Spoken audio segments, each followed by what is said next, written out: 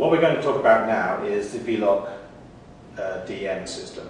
This is a defect mapper for finding defects on pipelines. It consists of three items. First of all, we've got the transmitter, then we have the receiver, and then finally we have the A-frame. So if we talk about the transmitter first of all, this transmitter is surprisingly light for a high wattage transmitter. So it's a 150 watt transmitter, and as you can imagine, it requires a reasonable amount of power to operate it. So the input to the transmitter is via these connections here. We have an option, we have two options. We can either supply it with a DC supply, which is via this connector here, and this can be anywhere between 12 volts and 60 volts DC. So in fact we can operate this from an automobile battery, or in actual fact we could connect it to the CP station, the output, the DC output of the CP station.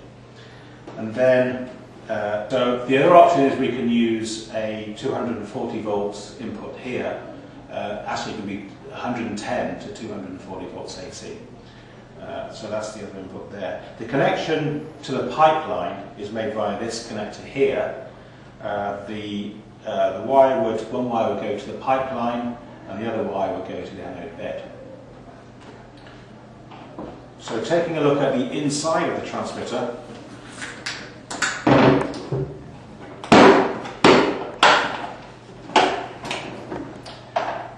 we can see here that we have a display here, an LCD display here, which gives all the information to the operator. The output current and the output frequencies are selected via these two controls here. The output current can be anywhere between 100 milliamps and 3 amps, and the frequencies can be selected between 3 Hz and 640 Hz. And normally we would have a combination of frequencies being transmitted at any one time. Because of the high output power of the transmitter, we require heat sinks to keep the transmitter cool, and in situations where we have high ambient temperatures or where we're actually using a lot of power for a long period of time, these heat sinks may not be sufficient, so we have internal fans which will circulate air, making sure that the transmitter can give continuous use in the most demanding situations. When the lid is closed, the unit is protected to IP54. That's the transmitter. Moving to the receiver now. The DM receiver, the Defect Mapper receiver, is built on the design of the standard vLoc receiver, with the addition of a sensor that fits in the bottom of here. This is a magnetometer and is used to detect the very low frequency that we use to map the current along the pipeline. You'll notice that the sensor is mounted in this pivoting base, and this pivots to ensure that when located on the ground, any sideways movement of the locator doesn't alter the position of the magnetometer. The unit is capable of storing records itself, so it has up to 1,000 records it can record itself. It can also, using Bluetooth, connect to an external data logger or GPS system, and that enables the position of the records to be recorded, and also to be able to feed information to the locator, identifying the distance from the last recorded reading, and that is shown on the display. The section here allows connection of accessories, one of the accessories being the A-frame. That is connected through this connector here. The purpose of the A-frame is to identify or pinpoint the position of any defects on the pipeline. So the process would be, first of all, obtain a current current profile along the pipeline, and having identified the approximate position of any defects, then the A-frame would be connected, and the A-frame is then used to pinpoint the position. And the method for doing so is by placing the A-frame in the ground or on the ground, the spikes piercing the ground to make a connection, a physical connection to the ground. And then on the display of the instrument, there would be an arrow pointing forwards or backwards, depending if you're before or after the fault. So by moving the A-frame in a particular direction, you can then identify if you've passed the fault, as the arrow would point backwards, forwards, so you could narrow down that position of the fault. Rotating the A-frame through 90 degrees enables you to do the same process across the line of the pipeline, and that would enable you to pinpoint position in that orientation also.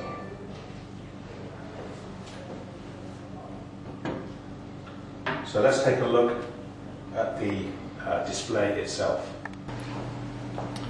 So if we take a look at the screens of the vLocDM, this screen that we're showing at the moment is the locate screen that we would use to locate the position of the pipeline. If I run through the various positions on the screen quickly, identifying the main options, we will see here, for instance, it says GPS. This would be indicating that the optional internal GPS has been activated. This item here shows Bluetooth and indicates that we have a Bluetooth connection to an external device, could be a GPS or a data logger. These items are battery indicators. Over here, this position here indicates the position or the depth, should I say, of the pipeline, and this is continuously updated. This tells us the last log that we had, or the last saved data. This is data or log number 104. And then here, this tells me the distance from our last recorded reading. So this is continually updated if we have a GPS option activated.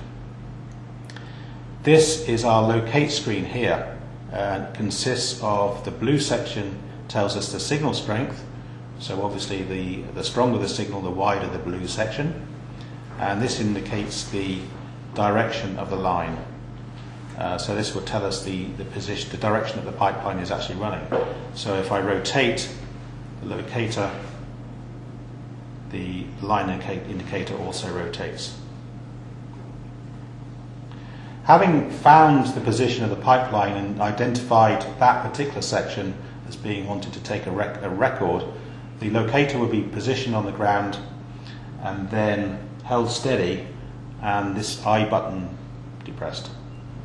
There's a short delay whilst the details are calculated, and then what happens is we have on the display our locate current. This is for locating the pipeline, not to be confused with low frequency. This is our depth, this is the frequency at which we're locating, and this is the distance from our last record. The most important bit of data is this piece here, which at the moment says 1.74 amps. This is our low frequency component, which is used to map the current along the pipeline, and where there's a step in the current would identify a defect. This also tells us the direction of the signal, and at the moment it's travelling back to the transmitter, which is normal, but there's also instances where it could be travelling in the forward position, and that would then point forward rather than backwards. We could save that record by pressing the plus button, or we could reject that record by pressing the minus button. So if I press the plus button, you'll notice now that we come to a graph of the saved readings. The actual information on this graph at the moment is random data. We haven't put any actual data in, but you can see how the graph is generated as the data points are entered. The information, if a GPS option is activated, there'll also be an indicator showing your position along the pipeline on the graph. So as you walked back along the pipeline, the line would move with your movements, and you could stop at an area where the signal change dramatically, and that could be the place of a defect. We would then connect the A-frame to locate the exact position. By selecting these items here, you can either zoom or scroll along the graph in the vertical or the horizontal directions. To exit that screen, we press the I button, and that takes us back to the locate button screen, so we can then continue our mapping along the pipeline. When the A-frame is connected to the locator, the following screen is shown. You'll notice that we have, on this screen, we have a locate icon here, so we can continue to locate the position of the pipeline. And very often when you're walking along the pipeline with an A-frame, it's very easy to lose the position of the pipeline. So using this to identify the position of the pipeline keeps you above the pipeline, which gives you the most accurate readings. The A-frame then gives us a forward and back arrows, identifying if you're before or after the fault.